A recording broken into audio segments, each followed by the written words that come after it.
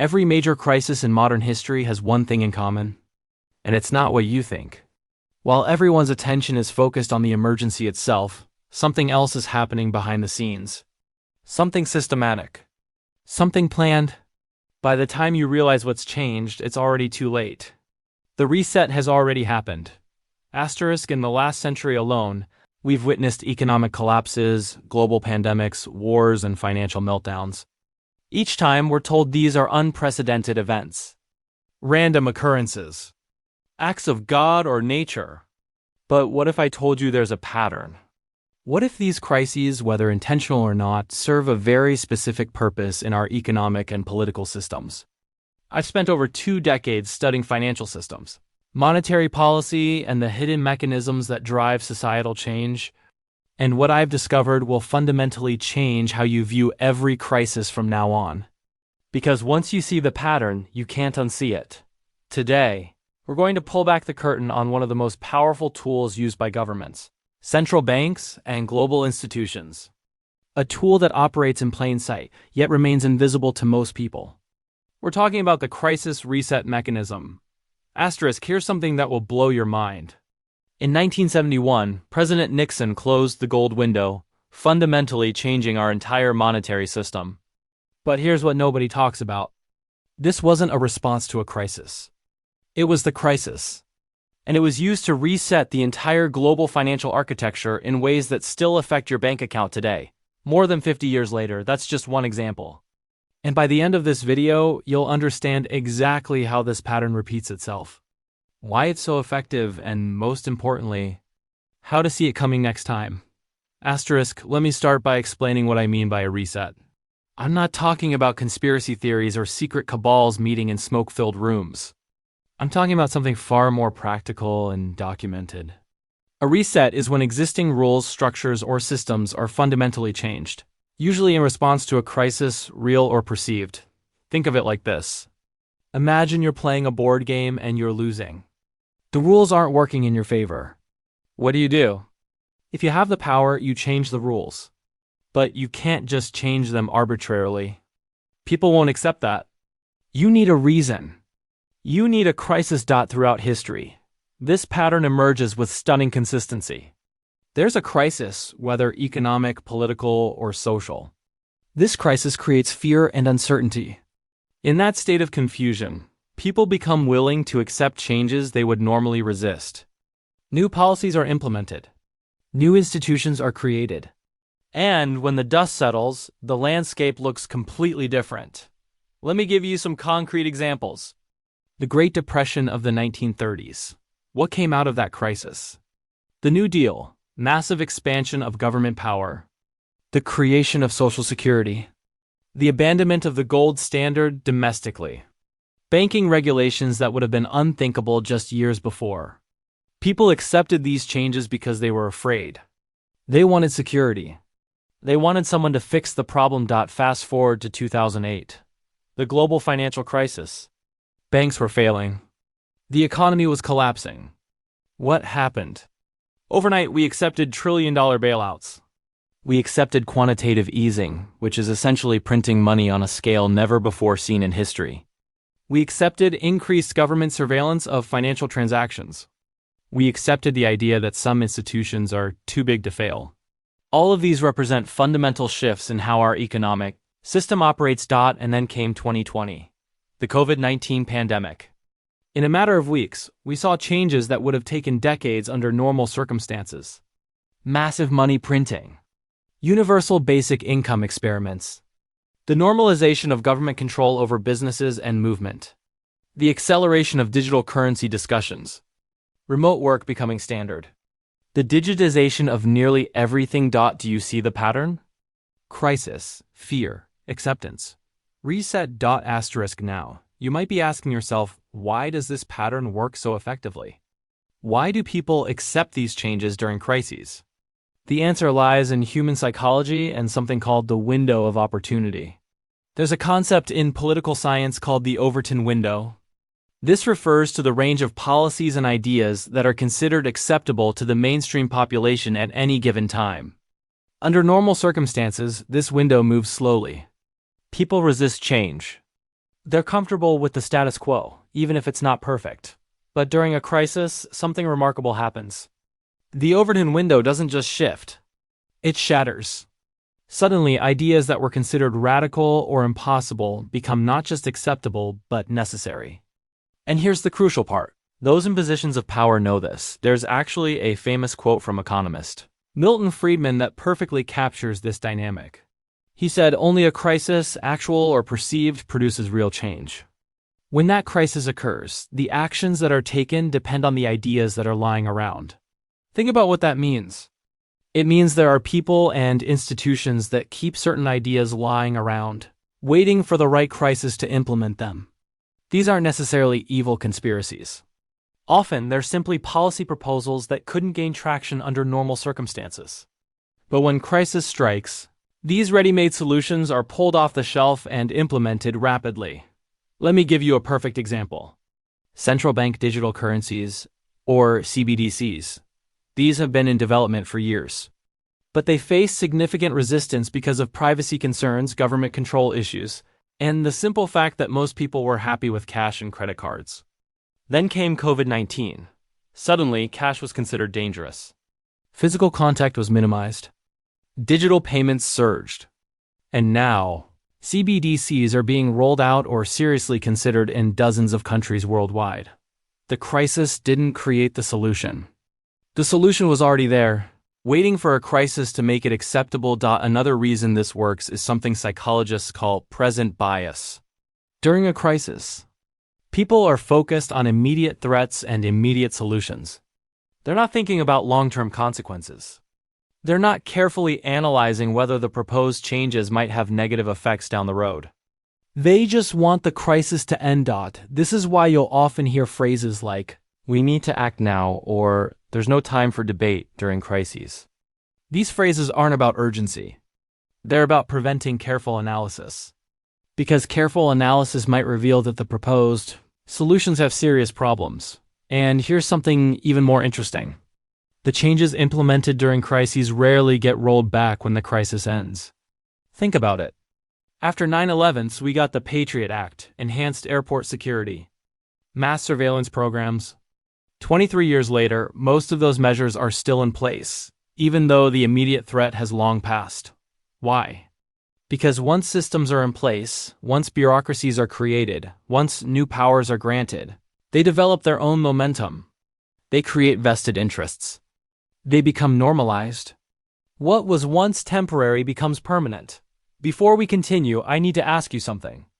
If you're finding this information valuable, if you're starting to see these patterns in the world around you, do me a favor. Hit that subscribe button right now. This kind of analysis, this level of depth, it takes serious research and time to produce. By subscribing, you're telling YouTube that this content matters. And that helps me reach more people who need to understand these systems, and make sure you click the bell icon. Because YouTube doesn't show all videos to all subscribers. You need to tell the algorithm you want to see this content. Trust me, what we're about to cover next will change how you view every news headline from now on. Alright, let's continue. Asterisk.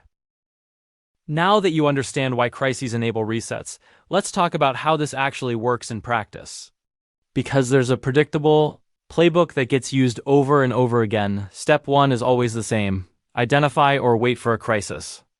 Now, I'm not saying all crises are manufactured.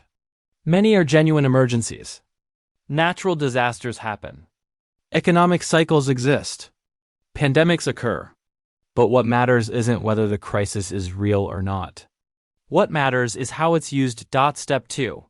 Declare the crisis an emergency. This is crucial. The word emergency is powerful. It implies that normal rules don't apply, that we need to act outside usual procedures. In legal terms, emergencies often trigger special powers for governments and institutions. Powers they don't have under normal circumstances. Look at how many countries have emergency powers written into their constitutions or legal frameworks. These provisions were created with good intentions for situations like wars or natural disasters. But notice how broadly emergency can be defined. Economic emergency, health emergency, climate emergency, security emergency. Once something is labeled an emergency, a whole different set of rules applies. Step 3. Propose solutions quickly. Remember what we discussed earlier about ideas lying around? This is when they come out. And notice the timing. The solutions are usually proposed very quickly after the crisis is declared, sometimes suspiciously quickly. This isn't because they were developed in response to the crisis. It's because they were already developed, waiting for the right moment. Step 4. Limit debate and opposition. During a crisis, questioning proposed solutions becomes almost taboo. You'll be accused of not caring about the problem, of being insensitive, of putting people at risk. This social pressure, combined with the genuine fear people are feeling, makes it very difficult to have rational discussions about whether the proposed solutions are actually good ideas. Step 5. Implement changes rapidly. Speed is essential here. The longer people have to think about changes, the more likely they are to resist them. So solutions are rushed through. Normal review processes are suspended. Public comment periods are shortened or eliminated. The message is always the same: we must act now. And finally, step 6. Normalize the changes. Once implemented, the new systems, rules, or powers are gradually presented as the new normal. Temporary measures are quietly made permanent. Exception becomes routine. And by the time people realize how much has changed, it's too late to go back. Let me walk you through a real example so you can see this playbook in action. Let's look at the 2008 financial crisis. In September 2008, Lehman Brothers collapsed. Step 1. Crisis identified. Within days, government officials were saying the entire financial system was at risk. Step 2. Emergency declared. Then came the proposed solutions. TARP, the Troubled Asset Relief Program, was $700 billion in bailouts. The initial proposal was literally 3 pages long. 3 pages to authorize $700 billion. Step 3. Solutions proposed quickly. Anyone who questioned whether bailing out the banks was a good idea was told they were risking another Great Depression. Step 4. Opposition limited. The bill was passed in early October, less than a month after Lehman's collapse. Step 5. Rapid implementation. And today, 15 years later, many of the powers and programs created during that crisis are still with us. The Federal Reserve's balance sheet never returned to pre-crisis levels. Quantitative easing is now a standard tool. The concept of too big to fail is accepted doctrine. Step 6. Normalization complete. This exact pattern has been used for everything from war declarations to pandemic responses to climate policies. Once you know the pattern, you see it everywhere. Now, let's talk about something crucial that most people don't understand: the role of monetary policy in these resets. Because if you really want to understand how systems get reset, you have to understand money. Money is the foundation of our economic system. It's how we measure value, conduct trade, save for the future, and organize economic activity. Control the money and you control the system. Change the money and you reset the system. This is why so many major resets involve monetary changes. Let me give you some historical examples that will make this clear. In 1913, the Federal Reserve was created. This fundamentally changed American monetary policy. For the first time, a central bank had the power to create money and set interest rates for the entire country. How did this happen? It was passed during a crisis of bank failures and economic instability. The Panic of 1907 set the stage. The solution that was lying around was a central banking system, and it was implemented. In 1933, Executive Order 6102 required Americans to turn in their gold to the government. Private gold ownership was essentially criminalized. Why? Because the government wanted to devalue the dollar, but couldn't do it effectively if people could hold gold. This was during the Great Depression. Crisis enabled a reset of monetary policy that would have been impossible during normal times. In 1971, Nixon closed the gold window, ending the Bretton Woods system. Suddenly, the dollar wasn't backed by gold anymore.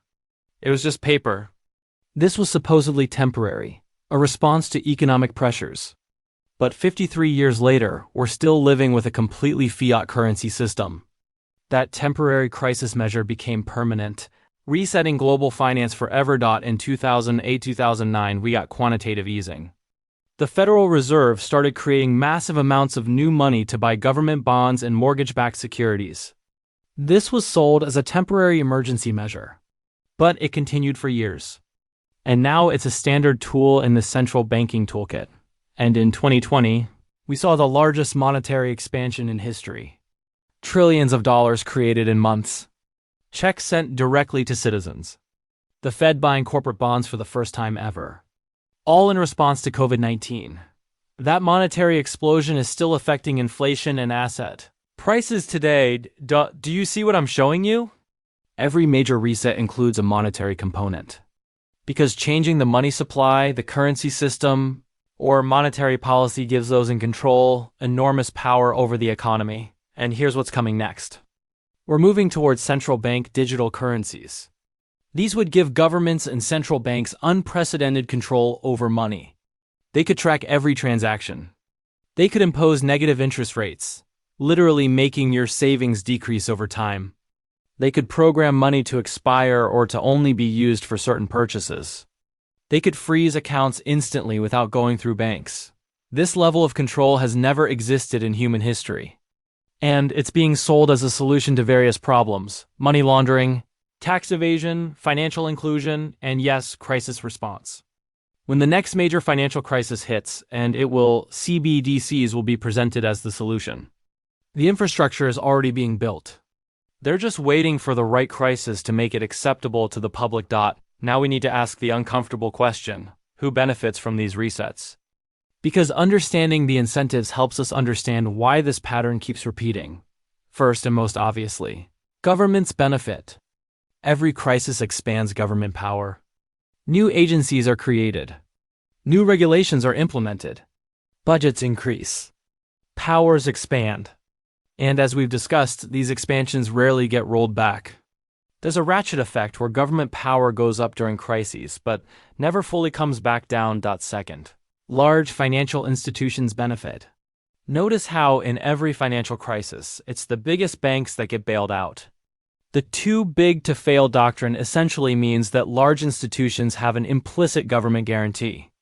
They can take enormous risks knowing that if things go wrong, taxpayers will cover the losses. Meanwhile, smaller banks and competitors fail. This concentrates the financial system into fewer, larger entities. Third, certain corporations benefit enormously. During COVID-19, small businesses were forced to close while large corporations like Amazon and Walmart stayed open. The result? Massive transfer of market share from small to large. This wasn't an accident. It was a direct result of how the crisis response was structured. Fourth, those who own assets benefit. When central banks print money during crises, that money doesn't reach everyone equally. It flows through financial markets first. This inflates asset prices, stocks, real estate, bonds. If you own these assets, you get wealthier. If you don't, you get poorer as the currency is devalued. This is why wealth inequality has exploded after every major crisis response in the last few decades. Fifth, international institutions benefit. Organizations like the IMF, World Bank, WHO, and WEF see their influence expand during global crises.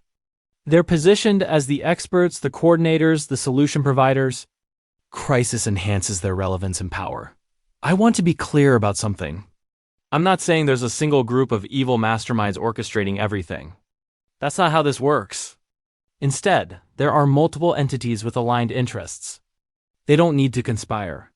They just need to pursue their own interests, and those interests naturally align toward using crises to expand their power and influence. It's more like an ecosystem than a conspiracy. And in this ecosystem, crisis is opportunity. So what can you do with this information? How do you protect yourself and your family when you understand that crises will be used to reset systems in ways that may not benefit you? First, awareness is your most powerful tool. Now that you understand the pattern, you can see it happening in real time. When the next crisis emerges, watch for the playbook we discussed. Is it being declared an emergency? Are solutions being proposed suspiciously quickly? Is debate being shut down? Are changes being rushed through? Is there a monetary component? When you can identify these elements, you're no longer a passive participant. You're an informed observer. Second, protect your wealth. Understand that during crisis resets, monetary policy usually involves currency devaluation. This means holding only cash is dangerous. You need to hold real assets, things that have intrinsic value regardless of what happens to the currency. This might include real estate, precious metals, productive businesses, skills, and knowledge. Diversification across different types of assets and even different jurisdictions can provide protection. Third, maintain multiple options. During crises, governments often restrict movement, freeze accounts, or limit choices. The more options you have, the more freedom you maintain. This might mean having accounts in multiple banks, maintaining some physical cash, having useful skills that are always in demand, building networks of relationships, and keeping yourself physically healthy and mobile. Fourth, question narratives. During every crisis, there's an official narrative about what's happening and what needs to be done. That narrative may be partially or even mostly true, but it's always incomplete and it always serves certain interests. Seek out alternative sources of information. Look at what critics are saying. Understand the counterarguments. Make up your own mind based on evidence, not emotion. Fifth, focus on what you can control. You can't stop global crises. You can't prevent governments from using them to reset systems. But you can control your own choices. How you spend your time. What skills you develop. How you invest your money. Who you associate with. The information you consume. The actions you take. Sixth, build community. The power of these large-scale resets comes partly from isolation. When people are isolated and afraid, they accept whatever solutions are offered. But when you have a strong community of family, friends, and neighbors, you have alternatives. You have support systems. You have options. Some of the most resilient people during any crisis are those embedded in strong communities. And seventh, participate in the system. Vote in elections. Attend local government meetings. Join organizations. Start businesses. Create alternatives. The system can only reset in certain ways if people passively accept it. Active participation, even if you're just one person, matters more than you think. Look, I'm not going to tell you that following these steps will make you immune to whatever changes are coming. We're all part of the same economic and political systems. When those systems reset, we all feel the effects. But being aware, being prepared, having options, these things give you more control over your own life than the vast majority of people will have. Let me bring this all together for you. We've covered a lot of ground today, and I want to make sure you walk away with the key insights. Crises, whether manufactured or genuine, serve as catalysts for systemic change. This isn't conspiracy theory. It's observable historical pattern. The Great Depression led to the New Deal and abandonment of the gold standard. World War II led to the Bretton Woods system and international institutions. The 1970s crisis led to the end of gold backing for the dollar. 2001 led to massive expansion of surveillance and security state. 2008 led to quantitative easing and too big to fail. 2020 led to unprecedented monetary expansion and digital transformation. Each time, the changes implemented during the crisis became permanent features of our economic and political landscape. Each time, power concentrated further into fewer hands. Each time, individual liberty decreased while institutional control increased. And each time the public accepted these changes because they were afraid and wanted security, the next crisis is coming. I don't know what form it will take. Financial crash, cyber attack, climate event pandemic, supply chain collapse, power grid failure. It doesn't really matter.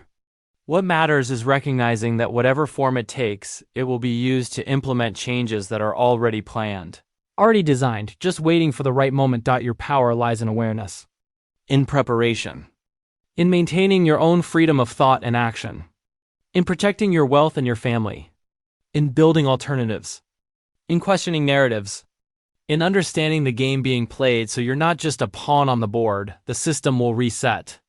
That's inevitable. But how you respond to that reset, how prepared you are, how much freedom you maintain through it, that's up to you. If this video opened your eyes to how the world really works, I need you to do 3 things right now. First, Subscribe to this channel if you haven't already. This kind of analysis is rare because it's not comfortable. It challenges the mainstream narrative. By subscribing, you're supporting independent analysis that doesn't answer to corporate sponsors or institutional pressures. Second, share this video. I guarantee you know people who need to see this information.